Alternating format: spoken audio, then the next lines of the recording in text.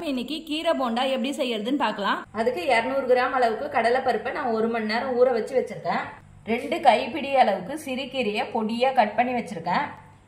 ஒரு பெரிய வெங்காயம் பொடியா கட் பண்ணது, ஒரு கைப்பிடி அளவுக்கு கருவேப்பிலை பொடியா கட் பண்ணது, 6 காஞ்ச மிளகாய் பொடிச்சு வச்சிருக்கேன், 1/2 டீஸ்பூன் அளவுக்கு சோம்பு. நீங்க இதுல தட்டி வச்ச பூண்டு கூட சேர்த்துக்கலாம். கடலை பருப்புல இருக்க தண்ணி எல்லாம் வடிச்சு எடுத்துட்டு கொரகொரப்பா அரைச்சி எடுத்துக்கிறேன். இப்போ இந்த அளவுக்கு தண்ணி எல்லாம் வடிச்சு எடுத்துட்டு கொரகொரப்பா அரைச்சி எடுத்துக்கோங்க. தேவையான அளவுக்கு சால்ட்டு சேர்த்துக்கிறேன்.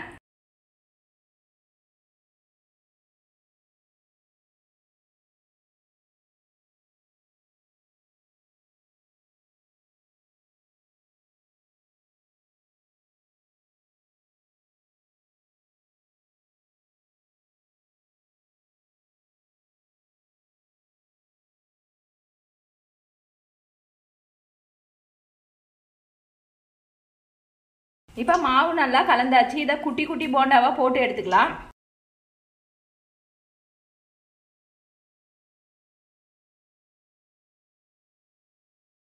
அளவுக்கு கோல்டன் ப்ரௌன் ஆன பிறகு எடுத்துடலாம்.